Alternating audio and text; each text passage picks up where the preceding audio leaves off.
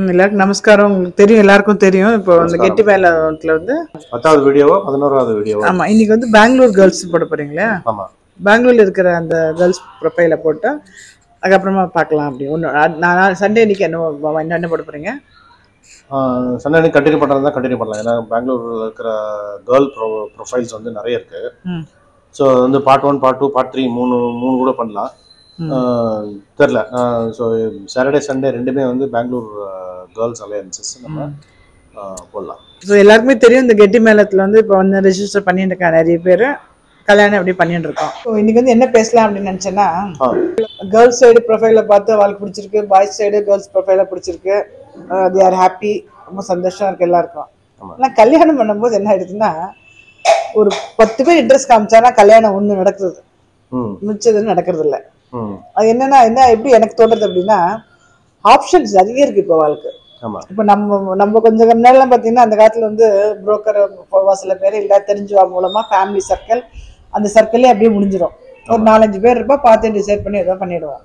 இப்போ அப்படி இல்லை, அவளுக்கு முன்னாடி 1 10, 10க்கு 100, எப்படி 100க்கு 1000 அந்த மாதிரி லிஸ்ட் இருக்கு. எப்படின்னா இந்த புடவை கடைக்கு போனோடனே எப்படி இருக்கும், புடவை பார்க்கும்போது இந்த புடவை நல்லா இருக்கு, அந்த புடவை நல்லா இருக்கு, அப்படி பார்த்துட்டே இருப்போம். நமக்கு ஒரு சாட்டிஸ்ஃபேக்ஷனே இருக்கு. இது அதுக்கப்புறம் இன்னும் நல்லா இருக்குமோ அப்படி ஒரு மனசு வந்து அப்படியே போயிட்டே இருக்கும். ஸோ அது மாதிரி ஆறுதோன்னு எனக்கு ஒரு டவுட்டு. நீ என்ன நினைக்கிறீங்க? கரெக்ட். அது அந்த மாதிரி தான் ஆயின்னு இருக்கு இப்போ. வந்து அந்த காலத்துல ஒரு பழமொழி சொல்லுவா, பல மரம் பார்த்தவன் ஒரு மரத்தையும் வெட்ட மாட்டேன்னு சொல்லுவா. சொல்லி வந்து காஞ்ச மரத்தை வெட்ட போறவா அடுத்த மரம் போய் சாயந்தரம் ஆயிடுமா. ஸோ சாயந்தரம் ஆற்றுக்கு திரும்பி போகும்போது வெறுங்கையோட திரும்பி போவானா. அது பல மரம் பார்த்தவன் ஒரு மரத்தையும் வெட்ட மாட்டான்னு சொல்லுவான். இது வந்து எப்படி வந்து சால்வ் பண்றது இந்த ப்ராப்ளத்தை? எப்படி என்ன நினைக்கிறீங்க, எப்படி பண்ணலாம்னு சொன்னது? யாருமே தப்பு பண்ண சொல்றது இல்லை. அதுதான் புடவை எக்ஸாம்பிள் சொன்னேன். ஒரு புடவை கடைக்கு போனோம்னா செலக்ட் பண்ணுறதுக்கு ரொம்ப நேரம் ஆகிடும் நம்மளுக்கு. பார்த்து இதுவா அதுவாக அப்படி வரும்போது சம்டைம்ஸ் திருப்தியாக வரும், சம்டைம்ஸ் திருப்தியாக திரும்பி வரும். ஏன்னா அந்த வயசு போயிடக்கூடாதுன்றத கவலை தான் எனக்கு, மாமாக்கும். ஸோ யாரும் தப்பாக எடுத்துக்கலன்னா, எதுவும் எந்த கமர்ஷியல் மோட்டிவும் கிடையாது. அந்த வயசுல குழந்தைகளுக்கு கல்யாணம் ஆயிடுச்சுன்னா அதுதான் அவ சந்தோஷமா இருப்பா. அந்த இதுக்கு வந்து எப்படி என்ன பண்ணலாம் அப்படின்னு எதனால உங்களுக்கு எனக்கு தோன்றது கரெக்டா, அதான் உங்களை கேட்கலாம்னு நினைச்சேன் நான். ஓகே, இது வந்து நம்ம சொன்ன மாதிரி முதல்ல வந்து நமக்கு வந்து என்ன வேணும் அப்படிங்கிறதுல வந்து நம்ம வந்து ஸ்திரமா இருக்கும். என்ன வேணும் அப்படிங்கிறதுல வந்து ப்ரையாரிட்டி வந்து கல்யாணம் பண்ணிக்க போறவா பையனும் பொண்ணும். ஒரு பையனை வந்து நம்ம ஆத்துக்கு மாப்பிள்ளையா எடுக்கிறோம், இல்லை பொண்ணை வந்து மாட்டு பொண்ணா எடுக்கிறோம் அப்படின்னா நம்மளுடைய குழந்தைக்கு சரியா வருமா, லாங் ரன்ல சரியா வருமா, அவளுடைய நேச்சர் இல்லை அந்த பையனோட நேச்சர் நம்ம பொண்ணுக்கோ பிள்ளைக்கோ சரியா வருமா அப்படிங்கிறத மட்டும்தான் பார்க்கணும். ஆமா, இப்போ வந்து நீ சொன்ன மாதிரி இப்போ ப்ரொஃபைல்ஸ் கொடுத்தோன்னு வச்சுக்கேன்,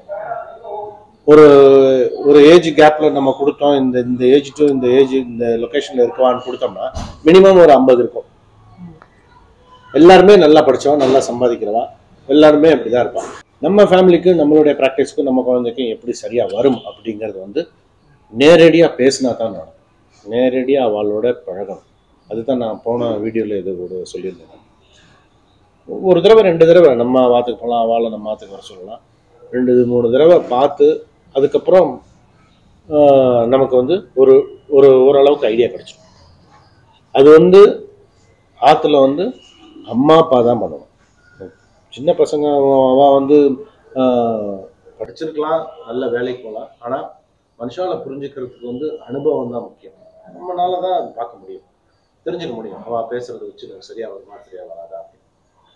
கம்ப்ளீட்லி ஒரு டிஃப்ரெண்ட் அப்ரோச், டிஃப்ரெண்ட் கல்ச்சர்ல இருக்கிறா அப்படிங்கும்போது ஃபர்ஸ்ட் மீட்லேயே தெரிஞ்சிருக்கும். சில பேர்லாம் வந்து எனக்கு வந்து நான் போன வாரம் யார்கிட்ட பேசிக்கும் போது அந்த பொண்ணு வந்து நல்லா படிச்சிருக்கா, ஆனால் ஃபேமிலி லைஃப்ல இன்ட்ரெஸ்ட் கிடையாது, குழந்தை பெற்றுக்கிறதுக்கு இன்ட்ரெஸ்ட் கிடையாது. ஆனால் கொடுத்த இடம் வந்து ஸ்ரீரங்கம், ஆர்த்தோடாக்ஸ் அந்த மாதிரி ஃபேமிலி. ஸோ அது வந்து நமக்கு வந்து கம்ப்ளீட்லி டிஃப்ரெண்ட் கல்ச்சர். அது அந்த இடத்துக்கு நம்ம வந்து போக முடியாது. அது வந்து ஃபர்ஸ்ட் இதுலேயே வந்து நம்ம ஒரு மீட்டிங்லேயே தெரிஞ்சிடும் அவளுடைய விருப்பம் என்ன, நம்மளுடைய விருப்பம் என்ன அப்படின்னு. அது தவிர மற்றதெல்லாம் வந்து நம்ம வந்து ஓப்பனாக பேசிக்கலாம். தப்பாயிடுமோ, பேசுறதுனால தப்பாயிடுமோன்னு பயப்படாது. 2 பேருமே பயப்படக்கூடாது. சின்ன சின்ன விஷயங்கள்ல அப்படி இப்படி இருந்தாலும் நம்மளுடைய கோல் என்ன, குறிக்கோள் என்ன, குழந்தைகளுக்கு கரெக்டான வயசுல கல்யாணம் கட்டணும், நல்ல இடமா பார்த்துக்கணும் அப்படிங்கிறது. இந்த இந்த ஜோசியம், இந்த ஜாதகம் அப்படிங்கிறதுலாம் கூட இதுக்காகத்தான் அமையிறது. ஜாதகமோ ஜோசியமோ பொருத்தமோ நட்சத்திரமோ சரியா வரலன்னு வச்சுக்கோ, என்ன பெஸ்ட் பரிகாரம் தெரியுமா? பையனுக்கும் பொண்ணுக்கும் நல்ல அண்டர்ஸ்டாண்டிங் இருந்தா இதெல்லாம் தவிடுபடிதான். ஆமா, நீங்க சொல்லிருக்கீங்க அந்த சத்யவான் சாவித்திரி கதை. சத்யவான் சாவித்திரிங்கிறது ஒரு நம்ம அந்த காலத்துல நம்ம வந்து எதுக்காக இந்த மாதிரி புராணங்கள்லாம் வச்சிருக்காங்க வந்து, அந்த சத்யவானுக்கு வந்து கல்யாணம் பண்ணதுக்கு அப்புறம் ஒரு வருஷத்துல அவனுக்கு வந்து பிரச்சனை ஆயிடும் அவனோட ஜாதகத்துல இருக்கு. ஆனா சாவித்திரிக்கு அவனை பிடிச்சி போயிடுது, சத்யவானுக்கு அந்த பொண்ணை பிடிச்சிருக்கு, கல்யாணம் பண்ணிட்டான். கல்யாணம் பண்ணி அவனோட தலையெழுத்தை மாத்தினான் இல்லையா? அந்த தலையெழுத்தையே மாத்திட்டான். இதுக்கு வந்து இந்த மாதிரி ஜாதகங்கள்ல இருக்கிறதுக்கு பரிகாரம் என்ன சொல்றா?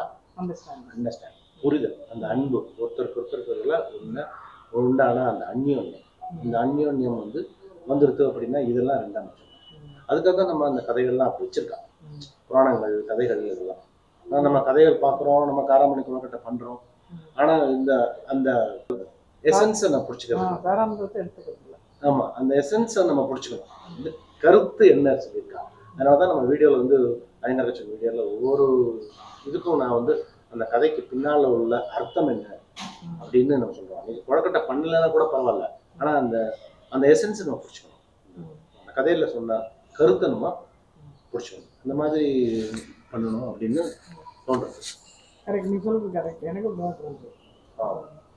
இன்னொன்னு என்னன்னா, நம்ம வந்து ஈகோ வச்சுக்கூடாது. நான் ஃபுல் டீட்டெயில்ஸ் கொடுத்துட்டேன், அவன் ஒண்ணுமே கொடுக்கல எனக்கு அப்படின்லாம் கிடையாதுலாம் வந்து நம்ம அது ஒரு பெரிய இது இருக்கு. நிறைய பேர் அந்த மாதிரி கம்ப்ளைண்ட் பண்றாங்க. எனக்கு கொடுக்கறதுனால நம்ம குறைஞ்சு பேர் காமிக்கிறது, குழந்தைட்டு சொல்றதுனால நம்ம வந்து இன்னும் தாழ்ந்தவா இல்லை, கொடுக்காதனால அவன் வந்து கெட்டவாளும். நான் சொன்னது வந்து நமக்கு வந்து என்ன தேவைங்கிற நம்ம ஸ்திரமா நம்ம மனசுல வச்சுன்னு வச்சுக்கோ, இதுதான் நமக்கு வேணும் அப்படின்னு. எது வேணும்? சீக்கிரம் கல்யாணம் பண்ணி சந்தோஷமா இருக்கும், அவா 2 பேரும் சந்தோஷமா அப்படிங்கிற கோல் வந்து ப்ரையாரிட்டியில இருந்தது அப்படின்னா இந்த மாதிரி விஷயங்கள் வந்து பெருசா வராது. இல்லைன்னா இதெல்லாம் வந்து பூதாகரமாகும், நமக்கு என்ன வேணுங்கிறது தெரியாது.